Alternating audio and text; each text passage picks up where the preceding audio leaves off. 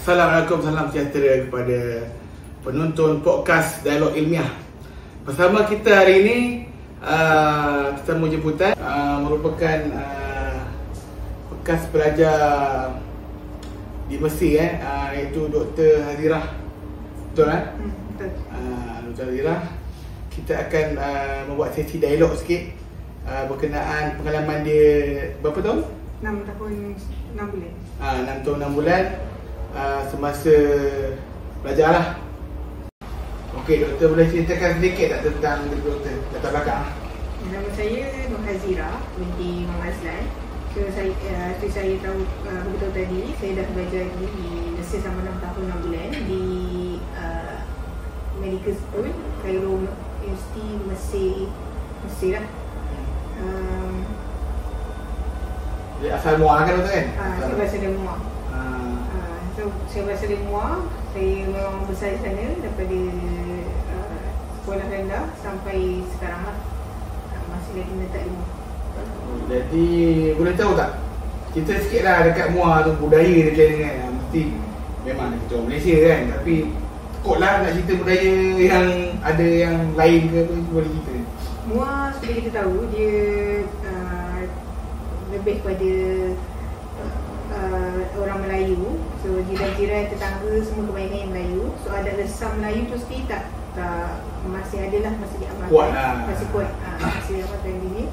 So cara percakapan pun kami cara percakapan yang sederhana dan yang sederhana, tidak menggunakan bahasa yang kasar, seperti didikan daripada ibu bapa. Contoh kalau macam pernah dalam Muar pun, apa yang makanan famous untuk Muar adalah Leh Bandung.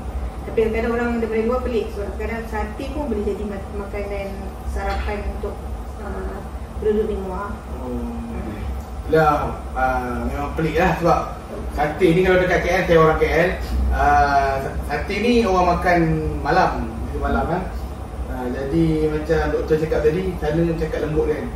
Kat KL, walaupun saya orang Melayu, saya punya sifat Melayu tu dah kira kurang, sebab kita sedia maklum Melayu ni penuh kata santun kan. Budaya dia santun, lembut. Tapi saya ni kebanyakannya kalau tengok influencer dekat TikTok pun kasar orang cakap. Dah hilang dah budaya-budaya Melayu tu sendiri. Termasuklah makanan. Saya lebih suka makan makanan barat. Saya daripada umur 5-6 tahun masih ajar makan chicken chop, makan lencok semua kan. Itu adalah perbezaan tempat. Walaupun kita ni bangsa yang sama, kita tetap ada perbezaan daripada budaya. Macam tu lah. Okey, saya ada soalan berkenaan komunikasi doktor dengan orang dekat sana lah. Okey, soalan pertama macam mana gaya pergaulan orang Mesir? Adakah diorang ni senang nak bergaul ke? Boleh terima tak budaya orang luar? Cuba cerita sikit. Untuk masyarakat Mesir bersifat terbuka. So bersifat terbuka maksudnya sebab dia lebih menerima pelancong daripada luar negara sejak bertahun yang lalu. So dia lebih mudah untuk berkomunikasi dan menerima bentuk budaya luar lah. Kira dia orang open minded lah. Dia open minded. Okey, soalan kedua. Macam mana disiplin belajar Mesir? Adakah dia orang ni jenis patuh undang-undang ke? Adakah dia orang ni kekilauan ke? Boleh cerita tak? Untuk di Mesir lebih kurang macam Malaysia. Malaysia pun ada pelajar yang mendengar kata, ada yang juga yang ada berani bersuara untuk dia punya pendapat. Contoh faktor kalau untuk di Mesir, daripada antara kedua, sama ada berani bersuara ataupun mengikut apa yang penduduk kata, orang kata. Lepas tu dia disebabkan oleh faktor sosioekonomi lah, dengan demokrasi politik menyebabkan diorang dekat sana lebih memilih untuk lantang bersuara. Okey, diorang majoriti diorang ni memang kerja fighter juga lah. Mereka masa mudah memberontak. Ya betul lah, sebab dulu saya lupa dah, dulu ada kerajaan jatuh pun pelajar diorang juga yang jatuh kan, Husni Mubarak tak salah saya. Betul. Kan? Okey. Jadi soalan seterusnya, adakah pelajar akan menggunakan inisiatif mereka sendiri untuk menghadapi peperiksaan? Macam contoh diorang ni harapkan contoh nak exam kan, diorang lebih kepada usaha sendiri ke, ataupun diorang macam pelajar Malaysia. Doktor minta tips macam semua kan. Macam mana? Pelajar sana macam mana? Untuk dekat Mesir pula terdapat berbagai cara lah yang kami punya pensyarah lakukan untuk diorang punya pelajar dengan pelajar Malaysia. Contohnya diorang banyak buatkan kelas tambahan tuition, dan kebanyakannya adalah anjuran pensyarah universiti sendiri jugalah. So terdapat juga kumpulan kecil yang dibentuk sendiri untuk kumpulan kaji belajar, macam kita panggil kalau dalam Malaysian Study Group lah kat sana. So sama juga lebih kurang dengan pelajar Mesir di sana. Tapi inisiatif sendiri lah, saya dapat tengok macam inisiatif sendiri kan? Inisiatif sendiri. Okey. Tapi kebanyakan tak semualah. Pelajar Malaysia ni apa-apa mengharapkan ada dia nak tip. Macam saya sendiri pun, saya pun student. Memang kalau tanya pensyarah saya pun memang saya memang minta lah nak tips, nak apa yang masuk, nak secara detail. Okey, seterusnya bagaimana dengan hubungan pensyarah? Wujud tak batas, contoh dekat sana adakah terlampau ketat, kita tak boleh nak rapat dengan pensyarah ke atau macam mana ke? Apa kita? Tak ada juga, tidak jugalah antara pensyarah sana senang untuk pelajar berkomunikasi dengan mereka. So semua komunikasi berdasarkan dasar hormat dengan pendidik, dan pensyarah juga meraihkan segala pandangan dan soalan yang para pelajar ajukanlah kepada mereka. So tak ada istilah maksudnya pelajar dengan pensyarah ada gap kat situ, tak ada. Faham. Soalan lagi, adakah wujud perbezaan layanan jantina? Perempuan dilayan lain, lelaki dilayan lain, boleh bagi pendapat tak? Untuk layanan dan perbezaan antara lelaki dan perempuan tak ada beza, sama macam Malaysia.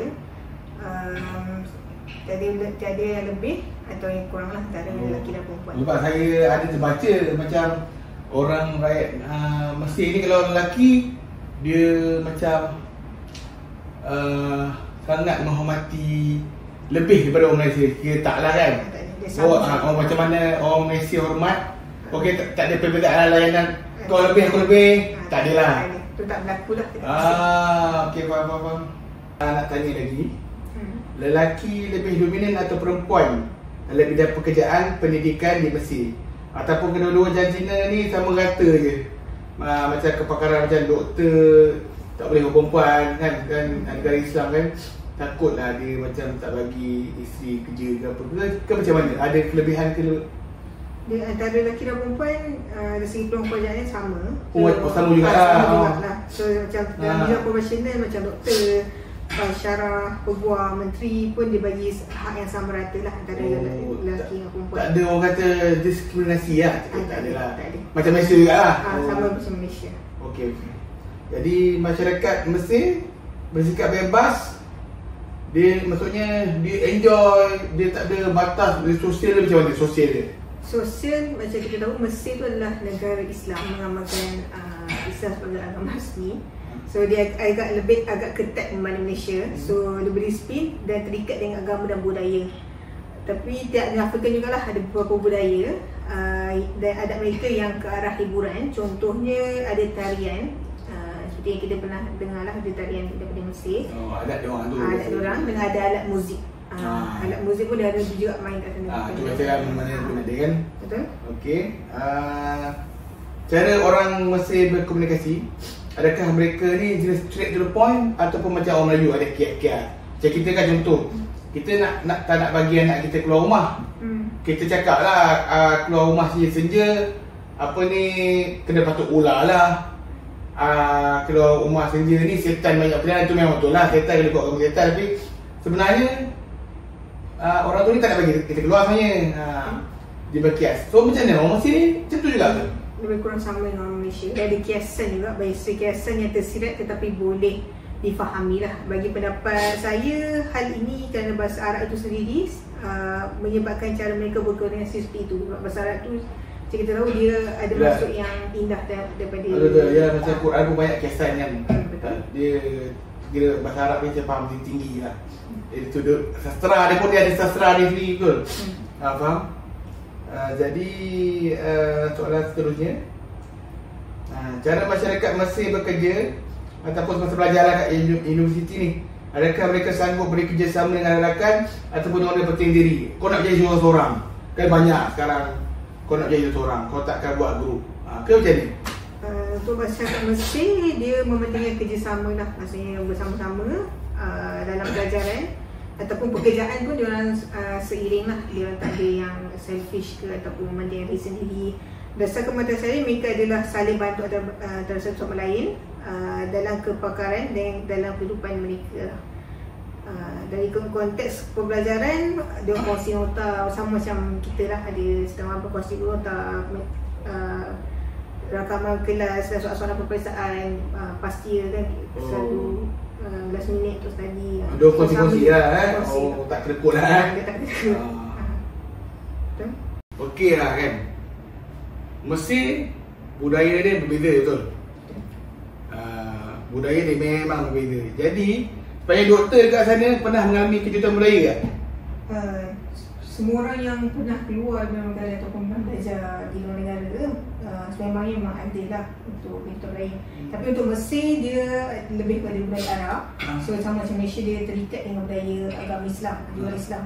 So untuk Arab, pakaian dia sopan dan menutup aurat sangat dititik beratkan lah dekat Mesir. So pada awalnya menjangkakan perempuan Melayu macam pakai jubah, macam kita nampak kat TV selalu kan, pakai jubah, pakai kurung.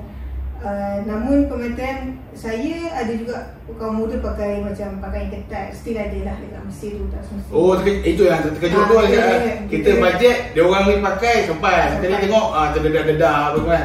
Ada juga lah kan. Ada baju kurung, baju jubah sajalah. So hal ini menyebabkan budaya Mesir kini kira sikit sebenarnya ada jugalah pengaruh barat. Macam Malaysia jugalah, betul macam Malaysia juga. Pengaruh Islam tadi.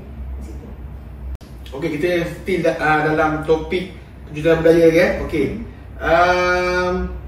Kat Mesir banyak dialek tak? Macam dekat Malaysia ada bahasa Kelantan, Negeri Sembilan.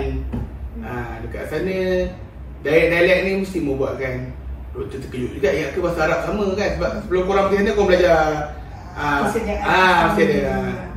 Cuba doktor jawab soalan saya yang tadi. Yang untuk Mesir ada juga dialek dia yang sendiri macam Malaysia. Ada juga dia macam ada ikut negeri lah macam kat Malaysia. Tapi dekat Arab ni sebab dia punya negeri tu, negara tu besar. So bila negara besar, saya sendiri jarang selama 6 tahun jarang berjumpa lah. So biasa dia gunakan bahasa yang bahasa Arab yang formal lah, yang biasa kita dengar. Oleh itu saya tak ada masalah besar lah dalam segi komunikasi tu sebab jarang dengar. Tak ada, dia sama. Okey, kita dah ujung-ujung program lah ni. Okey, soalan lah. Dah tengok macam letih lah doktor jawab soalan kan. Jadi saya nak tanya yang terakhir berkaitan dengan kejutan budaya juga. Okey, jantina dekat Mesir, dia ada tak macam aktiviti spesifik? Contohnya dekat Malaysia main bola ni orang lelaki dekat sana kat Mesir ada tak macam benda-benda yang diorang buat berdasarkan jantina? Macam aktiviti riadah atau sukan biasanya diasingkan antara lelaki dengan perempuan lah. Salah satu sebabnya mungkin orang nak jaga pergaulan kan. Mesir kan kita tahu dia sebagai negara Islam.